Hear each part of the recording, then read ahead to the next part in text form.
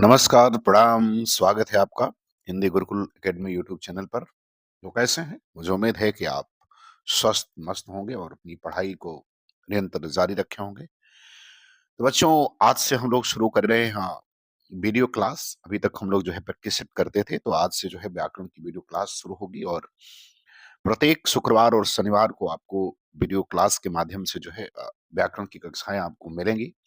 और शुरू से लेके हम लोग व्याकरण की शुरुआत से लेकर के और अंत तक व्याकरण की कक्षाएँ जो है, वो वीडियो के माध्यम से आपको मिलती रहेंगी। यदि आप UPP, UPSI, SSC GD, UP TET, STET, TGT, PGT किसी की भी तैयारी करते हैं, तो ये वीडियो आपके लिए बहुत महत्वपूर्ण होगी। तो आज जो हम लोग की वीडियो है, वो वीडियो होगी हिंदी भाषा और उससे संबंधित हिंदी की उपभाषाएँ और हिंदी की जो प्रमुख बोलियाँ हैं, तो उससे संबंधित बातों पर आज हम लोग चर्चा करेंगे। तो आज हम लोग शुरू करेंगे हिंदी की भाषा का स्वरूप और भाषा की परिभाषा के बारे में, भाषा की परिभाषा के संदर्भ में बात करेंगे।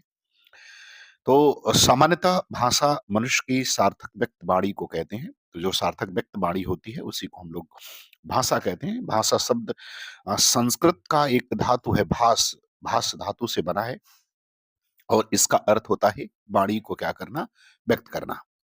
इसके द्वारा व्यक्ति जो है अपने भावों को, अपने विचारों को और भावनाओं को व्यक्त करता है। सामान्य तौर पर देखा जाता है कि भाषा की परिभाषा दे पाना बहुत कठिन कार्य है, लेकिन फिर भी जो भाषा वैज्ञानिकों उन्होंने कुछ प्रमुख परिभाषाएँ दी हैं, जो पूरी तरह से पूर्ण नहीं है। हर में कुछ न कुछ जो है वो त्रुटि पाई जाती है। यदि हम आचार्य देवेंद्र शर्मा के अनुसार देखें भाषा की परिभाषा में, तो वो कहते हैं कि उच्चरित ध्वनि संकेतों की सहायता से भाव या विचार की पूर्ण अभिव्यक्ति अथवा जिसकी सहायता से मनुष्य परस्पर विचार विनिमय सहयोग करते हैं, उस यादृच्छिक रूढ़ ध्वनि संकेत को भाषा प्रणाली कहते हैं। अच्छा बच्चों, एक शब्द इसमें प्रयोग किया गया है यादृच्छिक। यादृच्छिक का मतलब होता है क्रम रहित या बेतरतीब जिसको कहते हैं। तो बेतरतीब होती है, क्रम रहित होती है। और रूढ़ का मतलब होता है कि जिसके खंड जो है वो न किए जा सके। अगर हम श्याम सुंदर दास की परिभाषा देखते हैं, तो श्याम सुंदर दास कहते हैं कि मनुष्य और मनुष्य के बीच वस्तुओं के विषय में अपनी इच्छा और मति का आदान प्रदान करने के लिए व्यक्ति ध्वनि संकेतों का जो व्यवहार होता है, उसे हम लोग क्या कहते हैं, उसे हम भाषा कहते हैं। और अगर हम बाबूराम सक्सेना के अनुसार देखें, तो कहते हैं कि जिस ध्वनि संकेतों द्वारा मनुष्य परस्पर विचार विनिमय करता है, उसको समष्टि रूप में हम क्या कहते हैं, उसे हम भाषा कहते हैं।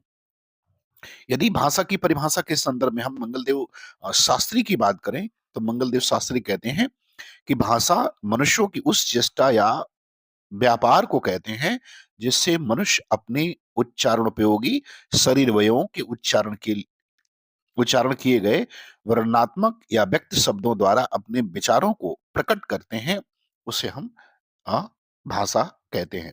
अब यहाँ 3 बातें समझनी होगी। क्या? इन जो अ इन भाषाविदों ने जो परिभाषा दी उसमें 3 बातें हैं। एक तो कि भाषा क्या है? तो भाषा ध्वनि संकेत है। दूसरा वह यादृच्छिक है और तीसरा कि वह रूढ़ है। तो ये बात हमें समझ में आ गई कि भाषा ध्वनि संकेत है, भाषा यादृच्छिक है और भाषा क्या है? रूढ़ है। आज हम जिस भाषा को हिंदी के रूप में जानते हैं, वह आधुनिक आर्य भाषाओं में से एक है। आर्य भाषा का जो प्राचीनतम रूप है, वो हमें वैदिक संस्कृत में देखने को मिलता है और जो साहित्य की परिनिष्ठित भाषा के रूप में प्राचीन काल में जिसका प्रयोग जो है वो होता रहा है। वैदिक भाषा में वेदों का सृजन हुआ। वैदिक भाषा के साथ-साथ बोलचाल की जो सामान्य भाषा थी, उसे हम संस्कृत भाषा कहते हैं और जिसे बाद में लौकिक संस्कृत के नाम से भी जाना गया। भारतीय भाषाओं के विकास के क्रम में अगर हम बात करें कि भारतीय भाषाओं का जो विकास हुआ, अर्थात एक तरह से आप कह सकते हैं कि हिंदी का जो विकास हुआ, उसका विकास क्रम की अगर हम बात करें, सामान्य तौर पर विकास क्रम जो है वो परीक्षाओं में पूछा जाता है, चाहे वो टीजीटी की परीक्षा में हो या पीजीटी की परीक्षा में हो, यूपीपी, यूपीएसआई में हिंदी के विकास का जो क्रम है, वो क्रम पूछा जाता है। तो उस क्रम में अगर हम बात करें, तो सबसे पहले वैदिक संस्कृत लगभग 1500 ईसा पूर्व से लेकर के 1000 ईसा पूर्व तक का जो है समय रहा वैदिक संस्कृत का और वैदिक संस्कृत में वेदों की जो है रचनाएँ हुई। इसके बाद जो सामान्य बोलचाल की भाषा थी संस्कृत, जो बाद में लौकिक संस्कृत कहलाई, वो का समय जो है वो 1000 से लेकर के 500 ईसा पूर्व के आसपास रहा।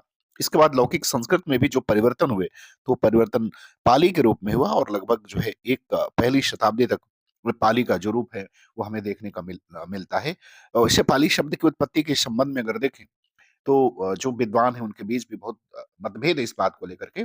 ऐसा माना जाता है कि पाली शब्द जो है, वो पल्ली शब्द की व्युत्पत्ति है और पल्ली का अर्थ होता है ग्राम। पल्ली का अर्थ क्या होता है? तो पल्ली का अर्थ होता है ग्राम, या यूँ कह सकते हैं हम पाली को ग्रामीण भाषा भी कह सकते हैं इसको। कुछ विद्वान ऐसे हैं जो पाइल्स से इसकी उत्पत्ति मानते हैं। कुछ लोग मानते हैं कि इसका पाटली जो शब्द है, पाटलिपुत्र जो है उससे भी इसकी उत्पत्ति मगध की भाषा जो है पाली रही होगी। कुछ लोग ये भी विद्वान मानते हैं कि पाली जो है वो पाट शब्द का रूपांतर हो गया। वैसे कुछ लोग ये भी मानते हैं कि बौद्ध साहित्य को पालने वाली जो भाषा है, उसको हम पाली भाषा कह सकते हैं। और एक विद्वान हिंदी में है, हिंदी के हरदेव बारी कहते हैं कि भाषा के अर्थ में पाली शब्द का सबसे पहले प्रयोग जो है बुद्धघोष ने 5वीं शताब्दी के आसपास जो है वो किया था। और किंतु ये भी माना जाता है कि कच्चायन और भोगलान नाम के 2 जो है पाली व्याकरणाचार्य थे, उन्होंने भी पाली भाषा का जो है वो भाषा के अर्थ में पाली शब्द का प्रयोग जो है किया है। तो एक तरह से इसको बुद्ध वचन की भाषा भी हम कह सकते हैं। पाली जब विकृत हुई तो पाली से भाषा बनती है जिसको कहते हैं प्राकृत, जिसका समय पहली शताब्दी से लेकर के और 500 ईस्वी तक इसका समय रहा।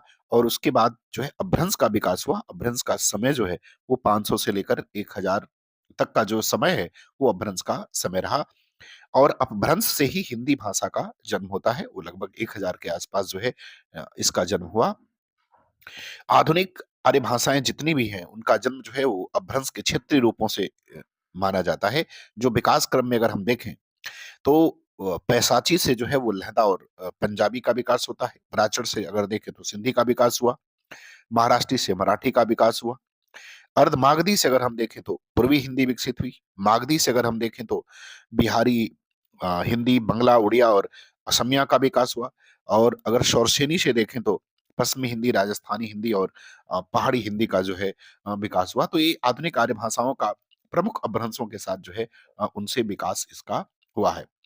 आधुनिक आर्य भाषाओं का वर्गीकरण अगर देखा जाए, तो सबसे पहले जो है हार्ले ने 1880 में जो है आधुनिक आर्य भाषाओं का वर्गीकरण जो है वो किया था। हार्नेल ने जो वर्गीकरण प्रस्तुत किया था वो जो है वो इस तरह से वर्गीकरण उन्होंने प्रस्तुत किया। पूर्वी गौड़ियन कहा उन्होंने वर्ण को, और जिसके अंदर उन्होंने हिंदी और बंगला, असमिया और उड़िया को रखा। पश्चिमी गौड़ियन में उन्होंने पश्चिमी हिंदी, राजस्थानी, गुजराती, सिंधी और पंजाबी को रखा। उत्तरी गौड़ियन में उन्होंने गढ़वाली, नेपाली और पहाड़ी को रखा। और दक्षिणी गौड़ियन में उन्होंने जो है वो मराठी को रखा। तो ये हार्नले का विभाजन है। और उन्होंने सबसे पहले जो आधुनिक आर्य भाषाएं भारत में हैं, उनका वर्गीकरण जो है वो 1880 में प्रस्तुत किया था। हार्नले ने मध्य देश तक केंद्र के आर्य को भीतरी आर्य और चारों ओर फैले आर्य को जो है बाहरी आर्य के नाम से जो है उन्होंने इसको जो है पुकारा है। तो ये 2 नाम उन्होंने और दिए हैं। अगर आधुनिक आर्य भाषाओं के वर्गीकरण में देखें, तो सुनीति कुमार चटर्जी का वर्गीकरण भी बड़ा प्रमुख है, जिसमें उन्होंने ध्वनि और व्याकरण को आधार बना करके अपना वर्गीकरण प्रस्तुत किया है। और जो वर्गीकरण प्रस्तुत किया उसमें उदिच पहले रखा, सिंधी, लहदा और जिसके अंदर उन्होंने पंजाबी को रखा। प्रतीच्य रखा उसमें राजस्थानी और गुजराती को रखा। मध्य देशी उसमें पश्चिमी हिंदी को रखा। प्राच्य में पूर्वी हिंदी, बिहारी, असमिया, बंगला, उड़िया और दक्षिणार्थ में इन्होंने किसको रखा? मराठी रखा। तो कभी-कभी परीक्षाओं में बच्चों सुनीति कुमार चटर्जी का जो वर्गीकरण है, इसमें भी पूछ लेता है कि पूर्वी हिंदी किसके अंतर्गत आती है, पश्चिमी हिंदी किसके अंतर्गत आती है, मराठी किसके अंतर्गत आती है और पंजाबी किसके अंतर्गत आती है। तो ये इनका वर्गीकरण बहुत जो है महत्वपूर्ण है। आप इसे ज़रूर नोट करें। डॉक्टर बनर्जी ने जो पहाड़ी समुदाय की कुमाऊनी और गढ़वाली तथा नेपाली भाषा को ही उन्होंने जो है वो राजस्थानी का रूपांतर माना है। भीली तथा खानदेशी को डॉक्टर चटर्जी ने स्वतंत्र भाषा जो है वो नहीं मानते हैं। उद्देश्य के अंतर्गत इन्होंने सिंधी, लहदा और पंजाबी की चर्चा जो है वो की है। यदि भारतवर्ष में बोली और समझी जाने वाली भाषा की बात करें, तो कुल 5 उपभाषाएं हैं और इन 5 उपभाषाओं के अंतर्गत 18 बोलियां आती हैं। तो बच्चों ये सवाल कई बार जो है वो परीक्षाओं में पूछा जा चुका है कि हिंदी के अंतर्गत कितनी उपभाषाएं हैं और उसके अंतर्गत कितनी बोलियां हैं। तो 5 उपभाषाओं में कुल 18 बोलियां हैं। कहीं-कहीं आपको किताबों में 17 बोलियाँ भी होगी, लेकिन अपने यहाँ उत्तर प्रदेश में जो भी परीक्षाएँ होती हैं, चाहे वो टेट की परीक्षा हो, चाहे एसटेट की परीक्षा हो और चाहे आप यूपीपी की परीक्षा दे रहे हो या एसआई की परीक्षा दे रहे हो या यूपी ट्रिपल एससी की कोई भी परीक्षा दे रहे हो, अगर वहाँ बोलियों से संबंधित सवाल पूछे जाते हैं, तो वहाँ आपको 5 उपभाषाओं के अंतर्गत 18 बोलियाँ ही लगानी होती हैं, सवाल पूछे जाते हैं। अब हम बात करेंगे सबसे पहले पश्चिमी हिंदी की, इसके अंतर्गत कौन-कौन सी बोलियाँ आती हैं। तो बच्चों पश्चिमी हिंदी के अंदर ब्रज आती है, कन्नौजी, खड़ी बोली, बांगरू और बुंदेलखंडी। अर्थात कुल पश्चिमी हिंदी के अंतर्गत 5 बोलियाँ आती हैं। अगर ब्रज की बात करें तो ब्रज, कन्नौजी और बुंदेली ये तीनों बोलियाँ जो हैं वो ओकार बहुला बोलियाँ हैं। ब्रज भाषा मुख्य रूप से अगर आप देखेंगे तो मथुरा, आगरा, अलीगढ़, मैनपुरी, एटा, बदायूं, ग्वालियर जो कि मध्य प्रदेश में है का पश्चिमी भाग, भरतपुर, करौली, धौलपुर आदि इन प्रमुख क्षेत्रों में जो है ब्रज भाषा बोली जाती है। वैसे ब्रज भाषा का केंद्र अगर देखें हम तो मुख्य रूप से मथुरा जो है ये इसका केंद्र है। अगर बात कन्नौजी की करें पश्चिमी हिंदी के अंतर्गत तो ये फर्रुखाबाद, कानपुर, हरदोई, पीलीभीत और इटावा में भी जो है बोली जाती है। अगर बुंदेली या बुंदेलखंडी की बात करें तो ये मुख्य रूप से झांसी, जालौन, हमीरपुर, मादा, सागर मध्य प्रदेश में, ग्वालियर, भोपाल, ओरछा आदि जगहों पर बोली जाती है। अगर पश्चिमी हिंदी में सबसे प्रमुख बोली की बात करें तो सबसे जो प्रमुख बोली है वो है खड़ी बोली और हरियाणवी। ये दोनों जो है वो आकार बहुला है, तो खड़ी बोली प्रमुख है और हरियाणवी और खड़ी बोली दोनों जो है वो आकार बहुला बोलियां हैं। खड़ी बोली को हम कौरवी और देहलवी नाम से भी जानते हैं, जो कि खड़ी बोली का कौरवी नाम जो है वो राहुल सांकृत्यायन ने इसका नामकरण किया था। खड़ी बोली की बात करें तो खड़ी बोली के केंद्र बच्चों चूंकि मेरठ है और अगर बोली जाती देखा जाए तो ये आगरा, आपको दिल्ली, मेरठ, पानीपत, अंबाला, देहरादून, सहारनपुर, रामपुर आदि इन जगहों पर जो है ये बोली बोली जाती है। और यदि हरियाणवी को बात करें, चूंकि हरियाणवी का नाम एक बांगरू भी है, तो ये दिल्ली और कुरुक्षेत्र, करनाल, जिंद, हिसार, रोहतक, नाभा, पटियाला आदि इन जगहों पर जो है वो बोली जाती है। अगर हम दूसरी बात करें, दूसरी उपभाषा की, तो उसका नाम राजस्थानी हिंदी है। इसके अंतर्गत कुल 4 बोलियां आती हैं, मेवाती, मारवाड़ी, जयपुरी और मालवी और ये सभी बोलियां जो है टॉबर्ग बहुला हैं। किस तरह की हैं? टॉबर्ग बहुला है। अगर हम बच्चों इसमें मेवाती की बात करें तो अलवर, गुड़गांव, भरतपुर में बोली जाती है। मारवाड़ी की अगर बात करें तो मारवाड़ी आपकी जोधपुर, अजमेर, मेवाड़, सिरोही, बीकानेर, जैसलमेर, उदयपुर, नागौर, बाड़मेर आदि इन जगहों पर जो है वो मारवाड़ी बोली जाती है। इसके बाद अगर हम बात करें तो जयपुरी जो कि महत्वपूर्ण बोली है वहां की, जिसका एक नाम ढूंढाड़ी भी है, तो जयपुरी को ही ढूंढाड़ी कहते हैं। इसको पूर्वी राजस्थानी भी कहा जाता है। तो ये कोटा, बूंदी, बारन और झालवाड़ा आदि क्षेत्रों में जो है ये बोली जाती है। और यदि अगर हम मालवी की बात करें तो ये उज्जैन, इंदौर, देवास, रतलाम, भोपाल, होशंगाबाद, गुना, नीमच आदि जगहों पर जो है ये बोली जाती है। यदि हम तीसरी उपभाषा की बात करें तो उसमें पूर्वी हिंदी आती है। पूर्वी हिंदी में 3 प्रमुख बोलियां हैं, एक अवधी है, बघेली है और छत्तीसगढ़ी है।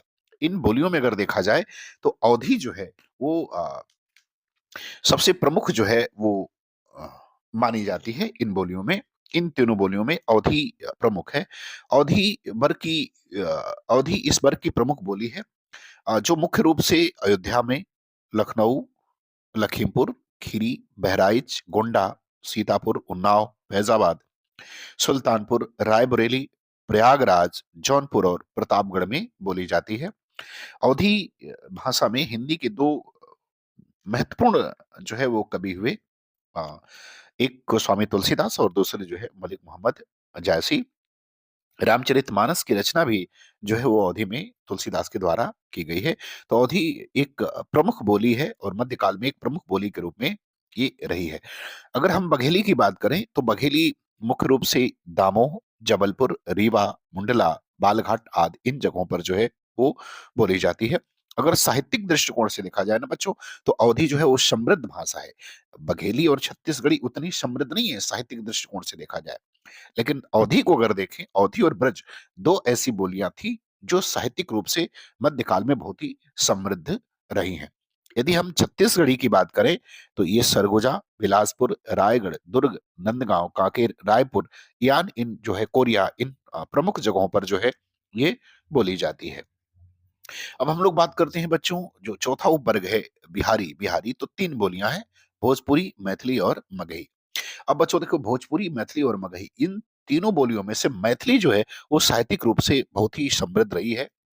अगर हम 14वीं शताब्दी के आसपास देखें तो मैथिली के एक प्रसिद्ध कवि हुए जिनका नाम विद्यापति है, और जिन्हें मैथिल कोकिल के नाम से भी जाना जाता है। तो अगर भोजपुरी की बात करें तो यह मुख्य रूप से उत्तर प्रदेश में अगर देखा जाए तो वाराणसी, गाजीपुर, देवरिया, बलिया, आजमगढ़, महाराजगंज, मऊ, चंदौली, संत कबीर नगर, सोनभद्र, कुशीनगर, जौनपुर, मिर्जापुर और बस्ती जिले का जो पूर्वी भाग है वहां जो है ये बोली जाती है। और यदि बिहारी भोजपुरी के बिहार में अगर हम बात करें बिहारी हिंदी के अंतर्गत, तो ये छपरा, सिवान, गोपालगंज, भोजपुर, भभुआ, रोहतास, सासाराम, मोतिहारी, पूर्वी चंपारण और पश्चिमी चंपारण में ये बोली जाती है। साथ ही अगर झारखंड में भोजपुरी की बात करें तो रांची और पलामू जिलों में जो है वो झारखंड बोली हमें अ, बोलते हुए मिल जाती है। यदि पांचवें अपभ्रंश की बात करें, पांचवें भाग की बात करें, तो उसका नाम पहाड़ी हिंदी है। तीन बोलियां आती हैं, कुमाऊनी, गढ़वाली और नेपाली हिंदी। सामान्य रूप से अगर हम कुमाऊनी की बात करें तो मुख्यतः यह नैनीताल और पिथौरागढ़, अल्मोड़ा में बोली जाती है। अगर गढ़वाल की बात करें तो गढ़वाली जो है गढ़वाल, टिमरी, टेहरी, चमोली और उत्तर काशी के आसपास बोली जाती है। और यदि नेपाली की बात करें तो हिमाचल का जो मैदानी भाग है उन जगहों पर जो है वो नेपाली हिंदी बोली जाती है। तो बच्चों, मुझे उम्मीद है कि वीडियो आपको अच्छी लगी, और आपको अगर अच्छा लगे तो आप इसको लाइक जरूर करें और चैनल को सब्सक्राइब करें। अगली वीडियो में मिलते हैं हम लोग हिंदी के व्याकरण से संबंधित वीडियो में। तब तक के लिए धन्यवाद।